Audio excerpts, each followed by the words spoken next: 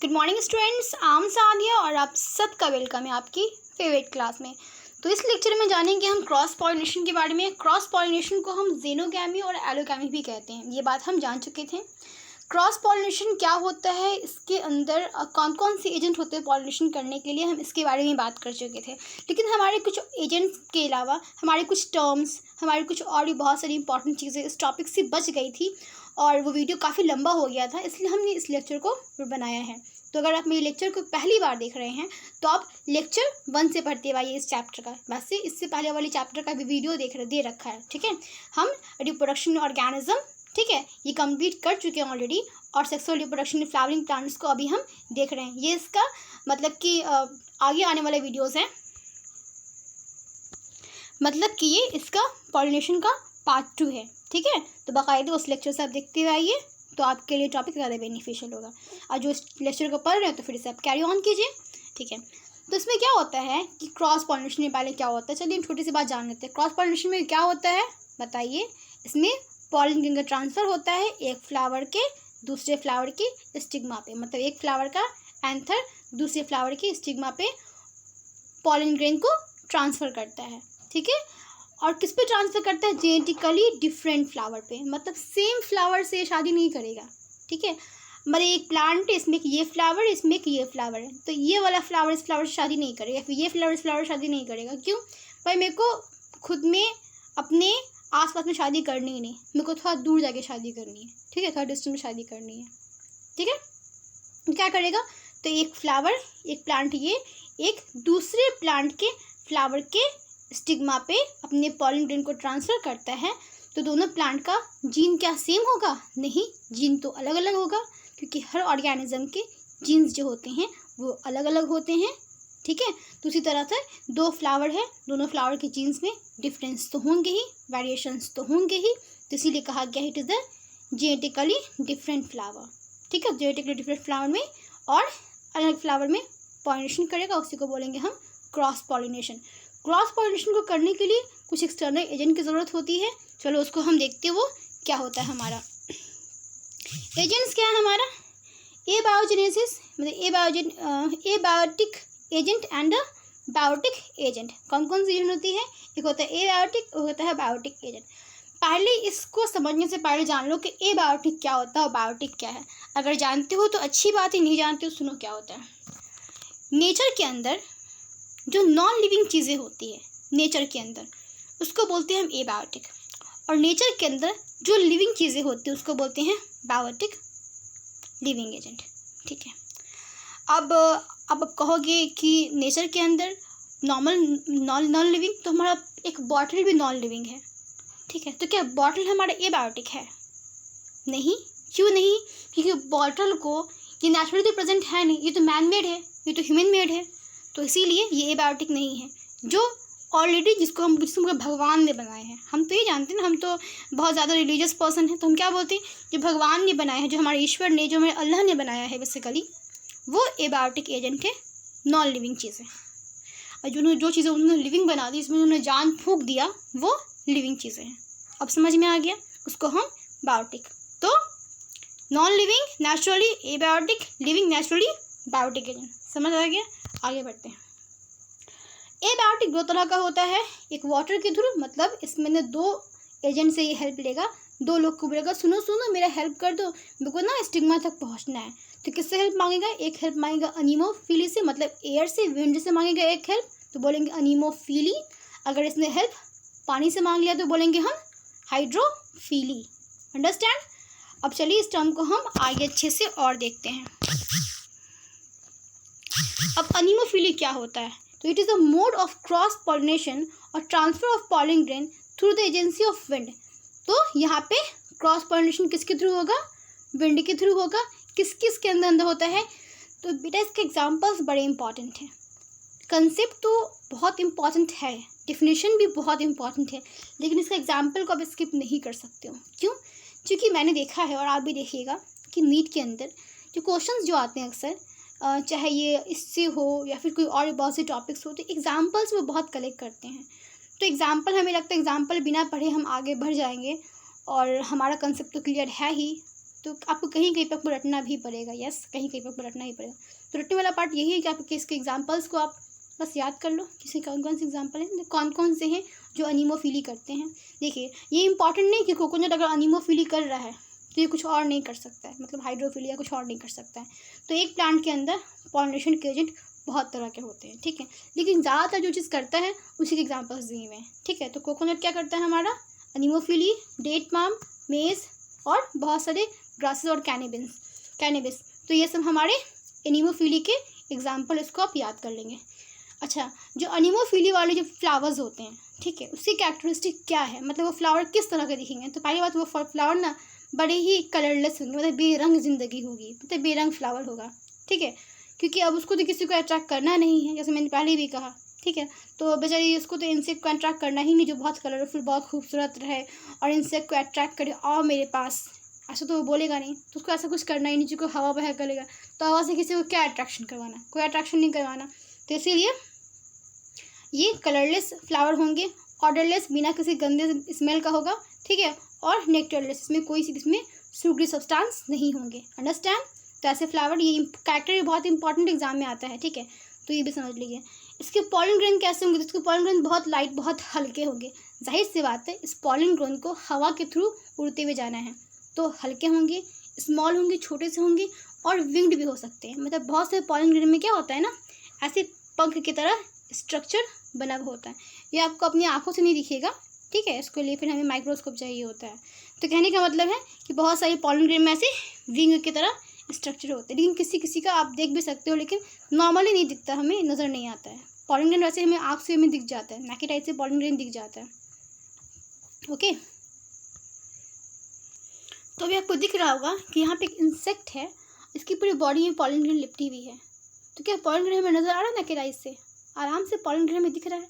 तो pollen grain को हम नेकेड आई से देख सकते हैं, क्योंकि ये बहुत मास में होता है, ठीक है। तो देखिए दिख रहा है पॉलन ग्रेन हमारा। तो देखिए कि पॉलन ग्रेन में क्या है यहाँ पे, कि पॉलन ग्रेन जो हमारे एयर के थ्रू पॉलिनेशन करते हैं, उसकी कैरेक्टरिस्टिक हम देख रहे थे। तो लाइट होते हैं, स्मॉल होते हैं, विंग्ड भी हो सकते हैं, डस्टी भी हो सकते हैं, ड्राई, नॉन स्टिकी, अनवेटेड, मतलब बिना भींगा हुआ, ऐसा हो सकता है, सूखा सूखा सा, फेदरी, ब्रांच्ड, विंड, और ये सब, मतलब कि ये सब कुछ इससे कैरेक्टरिस्टिक है। Pollen grain are produce in very large number, और लार्ज नंबर में हमेशा ये प्रोड्यूस करते हैं। ये सब कुछ कैरेक्टरिस्टिक है जो आपको याद रखने हैं। तो दिख रहा है यहाँ पे पॉलन ग्रेन जो विंड के थ्रू होते हैं, ठीक है। तो यहाँ पे देखिए विंड के थ्रू हो रहे हैं, यहाँ पे आपको दिख रहा होगा, यहाँ पे देखिए विंड है पॉलन ग्रेन। ओके, हम आगे बढ़ते हैं। अब हाइड्रोफिली की बात कर रहे हैं, तो वैसे पॉलिनेशन जो वाटर के थ्रू होता है उसको बोलते हैं हाइड्रोफिली, ठीक है। ये किसके अंदर होते हैं, ये होता है ज़ूस्टेरा के अंदर और वैलिसनेरिया के अंदर। तो आपको ये याद रखिए किसके अंदर होता है। इसकी पॉलन ग्रेन के एजेंट कैसे होते हैं, मतलब ये फ्लावर किस तरह के दिखते हैं इसके। तो फ्लावर आर स्मॉल और इनकॉन्स्पिकुअस, तो हमें इसे इनकॉन्स्पिकुअस कहते हैं। और इसका मतलब क्या होता है कि फ्लावर स्मॉल होते हैं और इतने सुंदर नहीं होते हैं, मतलब यूजुअली इस पर हमारा ध्यान नहीं जाता है, ठीक है। तो वैसी चीज़ जो अट्रैक्टिव नहीं होती, इस पर हमारा ध्यान नहीं जाता है, उससे हम इनकॉन्स्पिकुअस कहते हैं। तो ये फ्लावर छोटी सी होती है और इतनी खूब सुंदर नहीं होती है ये। Nectar and odour are absent, इसके नेक्टर और ओडर इसमें नहीं होते हैं, ठीक है। पॉलन ग्रेन आर लाइट होते हैं, अनवेटेबल होते हैं, पानी में नहीं भीगते हैं, due to presence of mucilage cover, इसके ऊपर एक म्यूसिलेज कवर होती है। Stigma is long, sticky and but unwetted, stigma इसका लंबा होता है। स्टिग्मा कौन सी पार्ट होती है, फीमेल की पार्ट होती है, जो कि लॉन्ग होती है, स्टिकी होती है, चिपकने वाली होती है, लेकिन भींगती नहीं है वो। ओके, हाइड्रोफिली हम देख रही है। अब हम देखेंगे इंटिमोफिली क्या होता है। The pollen grain are transfer to the mature through the agency of insect like the moth, butterfly and wasp bee. मतलब कि इंटिमोफिली में क्या होता है कि यहाँ पे जो पॉलन ग्रेन का ट्रांसफ़र होगा वो बेसिकली इंसेक्ट के थ्रू होगा, ठीक है। और इसके एजेंट्स कौन होते हैं, इसके एजेंट्स जो होते हैं वो हमारे मॉथ होते हैं, बटरफ्लाइज होते हैं, वॉस्प, बी, बिटल्स, ये सब हमारे इंटिमोफिली के एजेंट है। ये सब हमारे इंसेक्ट के थ्रू पॉलिनेशन होने वाले एजेंट हैं। Entomophily one of the favourite question होता है, one of the very important होता है एग्ज़ाम पॉइंट ऑफ व्यू से।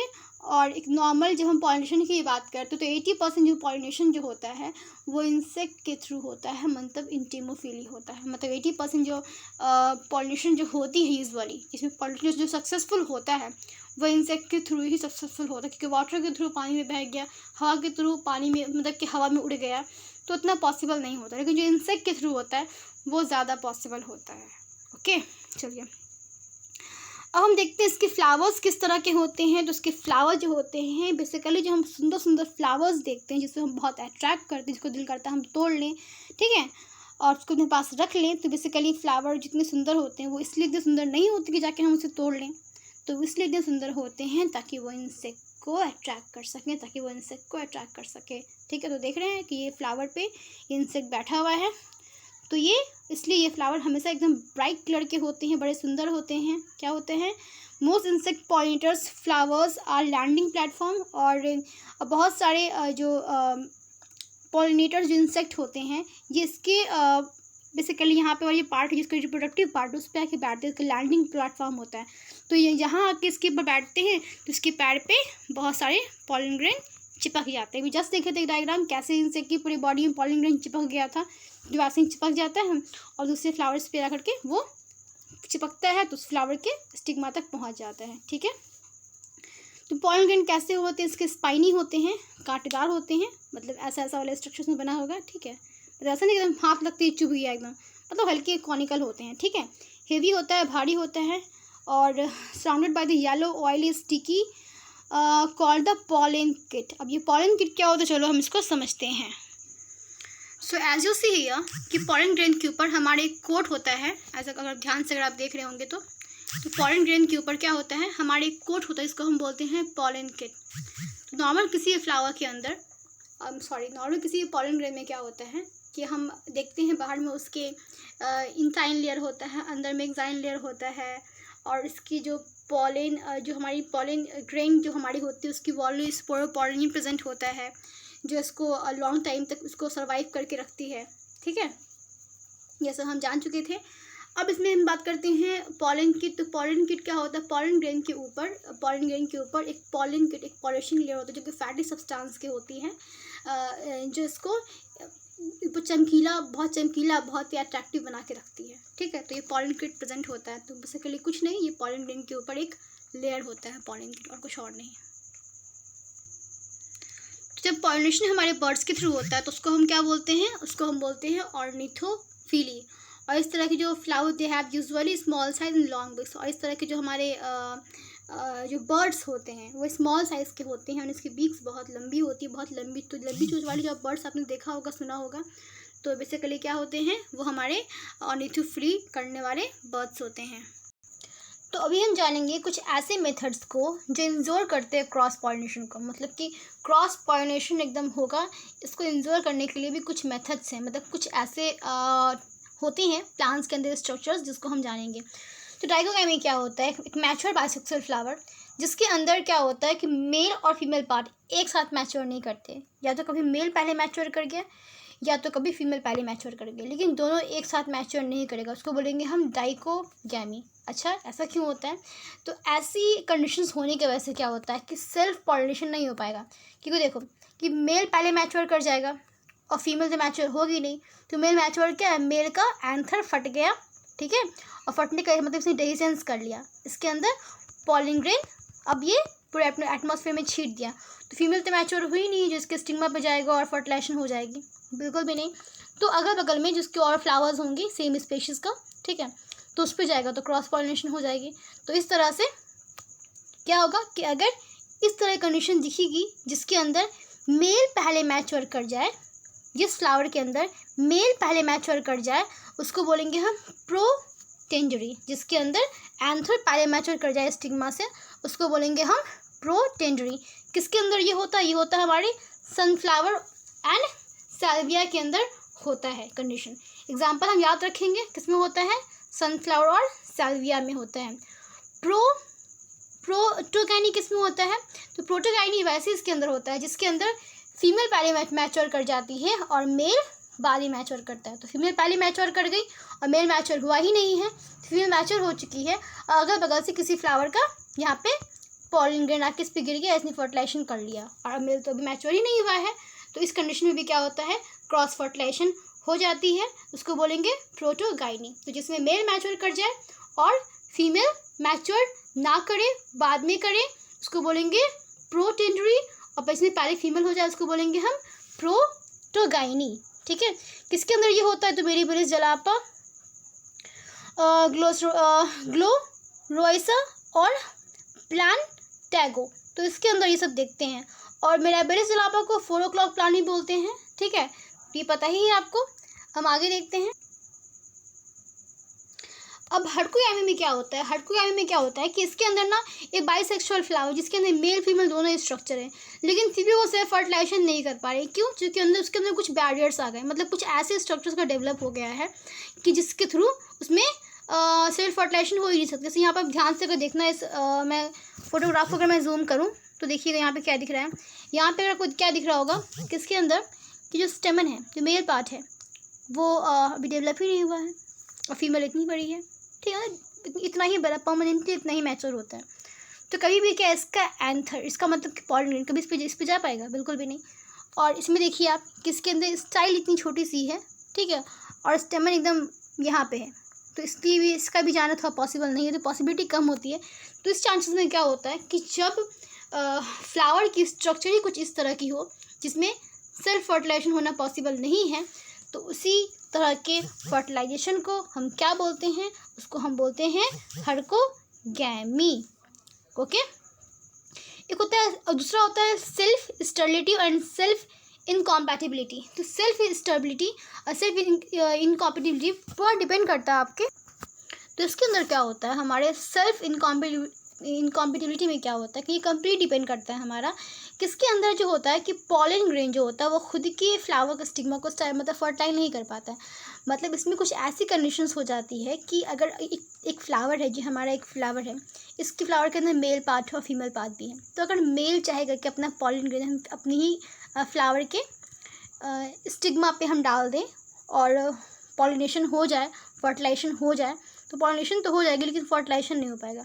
मतलब कभी भी उसको पिस्टिल जो होती है, कभी भी उसको पिस्टिल जो होता है उसको एक्सेप्ट नहीं करेगी इस पॉलन, कभी इसको अपने अंदर आने ही नहीं देगी। तो इस कंडीशन को बोलते हैं सेल्फ स्टेरिलिटी और सेल्फ इनकॉम्पैटिबिलिटी। तो जीन के अंदर कुछ ऐसे चेंजेस चले आते हैं जिसके कारण वो अपने खुद के प्लांट, अपने खुद के फ्लावर के खुद के पॉलन ग्रेन को वो एंट्री नहीं देती हैं। तो इस कंडीशन को बोलते हैं सेल्फ स्टेरिलिटी, मतलब खुद से स्टेरिलिटी बना लेना, खुद को फर्टाइल नहीं कर पाना, ठीक है, खुद के फ्लावर से।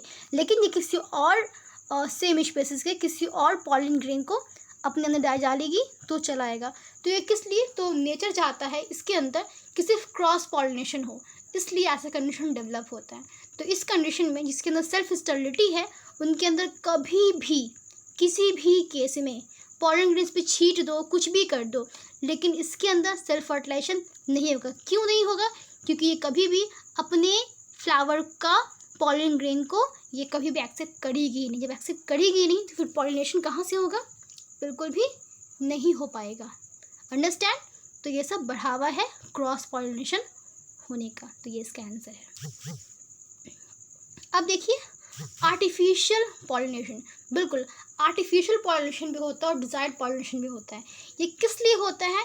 क्योंकि कभी कभी हम चाहते हैं, क्योंकि कभी कभी तो होता है, एक तो प्लांट अगर फ्लावर यूनिसेक्सुअल है, ठीक है, तो वहाँ पे भी हम मतलब क्या कर सकते हैं, उसको यूनिसेक्सुअल है तो वहाँ पे आराम से हम आर्टिफिशियली पॉलिनेशन कर देते हैं। लेकिन अगर बाइसेक्सुअल है तो उसमें भी हम कॉम्प्लिकेटिवली ही सही, लेकिन उसमें भी हम आराम से आर्टिफिशियल पॉलिनेशन करवा पाते हैं। चलिए हम लाइन्स को पढ़ते हैं क्या लिखा हुआ है। It involves the pollination of a desire female parent with the pollen from the desired male parent, talking about the precaution, the prevention of the contamination of the stigma with the undesirable pollen। तो पूरे कहने का बस यही मतलब है कि ये हर पॉसिबल कोशिश करता है कि ये फ्लावर सेल्फ फर्टिलाइजेशन नहीं करे या किसी और से क्रॉस भी ना करे। तो भाई ये अपने ऐसा ऑर्गेनिज्म को कैसे बनाए, फिर तुम चाहते क्या हो? तो कहने का मतलब है हम तो यही चाहते हैं कि वो बने जो हम चाहते हैं। ये समझ में आया? मतलब कि हम अपना कोई डिज़ायर्ड कैरेक्टर अगर किसी फ्लावर के अंदर चाहते हैं तो उसके अंदर अपना दिमाग, जिसको बोलते हैं ना आजकल बहुत ज़्यादा मतलब कि आर्टिफिशियली हम बहुत सारे ट्रिक्स को अपनाते हैं, जैसे कि हाइब्रिड बन रहे हैं नए नए तरह के, तो हम आर्टिफिशियल टेक्निक्स में भी करते हैं। बहुत सारे फ्लावर्स के नए नए स्पेशीज़ बनते हैं, तो वो भी हमारे आर्टिफिशियल टेक्निक से भी बन सकते हैं। तो आर्टिफिशियली पॉलिनेशन भी हम करवाते हैं। तो उसको करवाने के लिए हमें आर्टिफिशियली पॉलिनेशन करने के लिए हमें 2 प्रोसेस की ज़रूरत होती है, ठीक है। एक होता है हमारा इमैस्कुलेशन, एक होता है हमारा बैगिंग टेक्निक। तो बेसिकली क्या होता है, हमारे एनसीईआरटी की बुक में बहुत जगह सिंपली लिख देता है इमैस्कुलेशन क्या होता है, बैगिंग टेक्निक क्या होता है, लेकिन ये आता किसके अंदर है, ये आता है हमारे आर्टिफिशियल पॉलिनेशन के अंदर। इमैस्कुलेशन क्या होता है, बहुत इंपॉर्टेंट है, कई बार नीट में आ चुका है।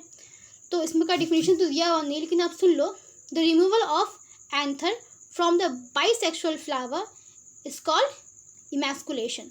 तो क्या होता है यहाँ पे कि किसी बाइसेक्सुअल फ्लावर से, जिसमें मेल फीमेल दोनों प्रेजेंट है, उसमें से अगर एंथर को काट के निकाल दें, अगर एंथर को काट के यहाँ पे निकाल दें, ठीक है, और इसके अंदर काट के निकाल दें और इसको हम बांध दें, ठीक है, मतलब उसको बांध दें, और बांधने के बाद जब ये थोड़ा सा मैच्योर होगा, इसकी जो स्टिग्मा मैच्योर हो जाएगी, तो चाहे तो उसी वक्त या फिर जब स्टिग्मा मैच्योर उसके बाद भी हम इसके ऊपर डिज़ायर्ड पॉलन ग्रेन शीट दें। जैसे कि ये हमारी स्टिग्मा है, ठीक है, और ये हमारा एक ही फ्लावर का एंथर है। तो हम एंथर को काट के बाहर निकाल के फेंक दें, ठीक है, और स्टिग्मा के ऊपर जो हम जिस तरह का हमें कैरेक्टर चाहिए, तो कब ये काम करना है, जब हमारा बाइसेक्सुअल फ्लावर, कौन सा फ्लावर, बाइसेक्सुअल फ्लावर, किस तरह का फ्लावर, हमारा चैस्मोगैमस फ्लावर, मतलब ओपन फ्लावर। क्लिस्टोगैमस कैसा फ्लावर होता है, क्लोज फ्लावर। तो चैस्मोगैमस फ्लावर जो हमारा ओपन फ्लावर होता है, उसके मेल फीमेल पार्ट को मैच्योर करने से पहले हमें ये काम करना पड़ता है, क्योंकि अगर मेल फीमेल पार्ट अगर मैच्योर हो जाएंगे तो पॉलिनेशन हो जाएगी, और जब पॉलिनेशन हो जाएगी तो फिर हम चाह के भी कुछ नहीं कर सकते हैं। तो पॉलिनेशन होने से पहले पहले ठीक क्या करते हैं, मतलब उसके मैच्योर होने से पहले पहले ठीक हम क्या करते हैं, इसके जो हमें जिस तरह का कैरेक्टर चाहिए उस फ्लावर के पॉलन ग्रेन को लाते हैं और स्टिग्मा पे, मतलब मान लो कि हमें इस फ्लावर का, मुझे ये येलो कलर बड़ा पसंद है, और इस फ्लावर का जो येलो कलर है वो बहुत घटे, वो अच्छा येलो कलर नहीं है। हम चाहते हैं कि हमें जो नया फ्लावर मिले कि वो हमें नया येलो कलर का मिले, या फिर कुछ फ्रूट का या कुछ क्वालिटी है, जैसे इस फ्लावर का, इस पेड़ का जो फ्रूट होता है बहुत मीठा होता है, और इसका जो फ्रूट होता है वो उतना मीठा नहीं होता है। तो फ्रूट्स वाले प्लांट में फ्लावर्स होते हैं ना भाई, होते हैं। तो क्या करेंगे, इसके अंदर हम जो अच्छे वाले फ्रूट के जो एंथर होंगे, जो पॉलन ग्रेन होंगे, उसको हम निकाल देंगे, और जो ख़राब वाले हमारी स्टिग्मा है, ठीक है, मतलब ख़राब वाले फ्लावर का जो हमारे स्टिग्मा है उसमें हम डाल देंगे इस पॉलन ग्रेन को। तो आराम से इसके अंदर कैरेक्टर चला जाएगा, फर्टिलाइजेशन होगी, नया सीड बनेगा। उस नए सीड में ये चांसेस है कि उसके अंदर जो अब जो फ्रूट्स बनेंगे, अगर वो अपने पापा पे गया तो क्या होगा, वो फ्रूट जो होंगे बहुत टेस्टी होंगे और बहुत अच्छे क्वालिटी के होंगे, ठीक है। तो इसलिए हम ये सारी टेक्निक्स करते हैं, अंडरस्टैंड। आगे देखते हैं, तो समझ में आ गई इमैस्कुलेशन क्या होता है, बैगिंग टेक्निक क्या होता है। तो removal of anther from the bisexual flower is called emasculation, ठीक है। अब बैगिंग टेक्निक क्या होता है, उसी बाइसेक्सुअल फ्लावर के स्टिग्मा को हम कवर अप कर देते हैं पॉलन ग्रेन शीट करके, उसको बोलते हैं हम बैगिंग टेक्निक। समझ में आ गया। चलिए हम लास्ट हम देख लेते हैं, हमारा ये लास्ट है, इम्पॉर्टेंस ऑफ क्रॉस पॉलिनेशन। इसका इम्पॉर्टेंस क्या है, इसका एडवांटेज क्या हो और डिसएडवांटेज क्या है। तो एडवांटेज क्रॉस पॉलिनेशन का ये है कि इसके अंदर जेनेटिक वेरिएशन नज़र आता है, मतलब कि जेनेटिक वेरिएशन से क्या होता है, बेसिकली हमें वेरिएशंस होंगे और नए कैरेक्टर के प्रोजेनी मिलेंगे, मतलब कि जो नए बच्चे होंगे, जो नए सीड्स होंगे वो नए तरह के होंगे, उसके अंदर फ्रूट से क्वालिटी थोड़ी एडवांस होंगे, थोड़े और अच्छे होंगे या थोड़े और बुरे, मतलब कि कुछ नया कैरेक्टर मिलेगा हमें, पहली बात तो ये। और डिसएडवांटेज क्या है, इन्वॉल्व क्रॉस पॉलिनेशन। तो यहाँ पे हमेशा एक फैक्टर होता है कि हमेशा हम ये क्रॉस पॉलिनेशन से कर सकते हैं। जाहिर सी बात है कि क्रॉस पॉलिनेशन में ज़्यादा एनर्जी खर्चा होता है, उसी की बात कर रहे हैं। ओके, आगे देखते हैं कि जो cross pollination increase adaptability of the offspring towards the changing in the environment. इससे क्या होता है, क्रॉस पॉलिनेशन जैसे उसकी जो डिसएडवांटेज क्या थी कि उसकी जो हमारी सेल्फ पॉलिनेशन की डिसएडवांटेज क्या थी, जो सेल्फ पॉलिनेशन की जो हमारी डिसएडवांटेज थे वही हमारी क्रॉस पॉलिनेशन का क्या होगा, एडवांटेज होगा, ठीक है। उसकी डिसएडवांटेज क्या थी कि उसके अंदर क्या हो रहा था, उसके अंदर जो हमारी जो वाइबिलिटी थी सीड की, नए सीड की, वो कम हो रही थी, ठीक है। इसमें क्या हो रही, वाइबिलिटी बढ़ेगी, ठीक है। और क्या होगा, इट मेक्स द ऑर्गेनिज्म तो यहाँ पे जो लाइन दे दिया गया है पूरा दे दिया गया है स्ट्रगल फॉर एग्जिस्टेंस। तो कहने का मतलब है कि अब जो नई जो ऑर्गेनिज्म होंगी वो ज़्यादा कंफर्टेबल होंगी, ज़्यादा मतलब कि एडवांस होंगी। जब ज़्यादा एडवांस होंगी तो ज़्यादा एग्जिस्ट कर पाएंगी। तो स्ट्रगल फॉर एग्जिस्टेंस जो है इवोल्यूशन का लाइन है, ये हमारे डार्विन साहब ने दिया था, बहुत अच्छी लाइन थी। तो एवोल्यूशन ऑफ डार्विन जो हमारा थ्योरी था डार्विन का, उसमें इन्होंने दिया था ये लाइन का स्ट्रगल फॉर एग्जिस्टेंस। तो कहने का मतलब जो हमें नई ऑर्गेनिज्म बनती है वो पहले कंपैरिजन में अपनी इन्वायरमेंट के लड़ने के लिए ज़्यादा कैपेबल होती है, इसलिए वो बच पाती है। तो इसमें हमें ये भी चीज़ देखने को मिलेगी। और क्या फ़ायदा होगा इसके अंदर, the plant produce through the cross pollination are more resistant to disease. और इसके अंदर क्या होगा, बीमारी से लड़ने की ताकत ज़्यादा होगी। तो ये सारे इसके एडवांटेज है। डिसएडवांटेज क्या है, लेस इकोनॉमिकल, मतलब कि क्रॉस पॉलिनेशन नहीं होगी तो यहाँ से अंदर फ्लावर का मतलब कि जो क्रॉस पॉलिनेशन अगर नहीं होगी तो क्या होगा कि एक ही के अंदर सेल्फ फर्टिलाइजेशन होकर रह जाएगी, तो ज़्यादा अच्छा भी नहीं है। दूसरी बात क्या है इसके अंदर, some undesirable character may be creep in the race. और कुछ ऐसे कैरेक्टर जो है जो नहीं आनी चाहिए वो एक रेस में लगातार क्रीप करती रहेगी, लगातार चलती रहेगी। तो ये भी ख़राब चीज़ है कि मतलब कोई बीमारी मान लो इस फ्लावर को है तो वही बीमारी हर जनरेशन में बेवजह दौड़ती रहेगी या फिर एक नई बीमारी का कारण भी बन सकती है। तो ये भी हो सकता है। A very good character of the race are likely to be spoiled. और एक बहुत अच्छी कैरेक्टर वो क्योंकि धीरे धीरे क्या होता है सेल्फ फर्टिलाइजेशन से फ्लावर की फर्टिलाइजेशन कैपेसिटी कम होती है, ठीक है, वो धीरे धीरे वो स्टेराइल होने लग जाती है। तो ये एक डिसएडवांटेज है सेल्फ पॉलिनेशन का। और क्रॉस पॉलिनेशन से क्या होता है कि फ्लावर की एडेप्टिबिलिटी, उसके अंदर इम्यून सिस्टम, उसकी वाइबिलिटी सब धीरे धीरे क्या करती है, बढ़ती है, राइट, क्वालिटी सब बढ़ती है। तो इसलिए क्रॉस पॉलिनेशन जो होता है वो सबसे बेटर होता है। इसका ही कुछ है क्या, कुछ भी नहीं। तो थैंक यू, आई होप आपको ये लेक्चर समझ में आया होगा। एक काम करते हैं कि हम एनिमेशन जो होता है हम नेक्स्ट वीडियो सिर्फ एक एनिमेशन पे बनाएंगे जिसमें हम इसके ऊपर एक एनिमेशन को देखेंगे। तो जो हमारा वीडियो होगा सिर्फ और सिर्फ दोनों पॉलिनेशन के एनिमेशंस के ऊपर होगा। थैंक यू, आई होप आपको ये लेक्चर समझ में आया होगा। अगर आपको अच्छा लगा है तो आप लाइक कर लीजिए, कोई दिक्कत नहीं है। और सबसे इम्पॉर्टेंट चीज़ आप उसको अपने फ्रेंड के साथ शेयर कीजिए ताकि जो और भी स्टूडेंट हैं जिनको पढ़ने में दिक्कत होती है वो मेरी इस लेक्चर से उनके लिए कुछ अच्छा हो जाएगा। Thank you.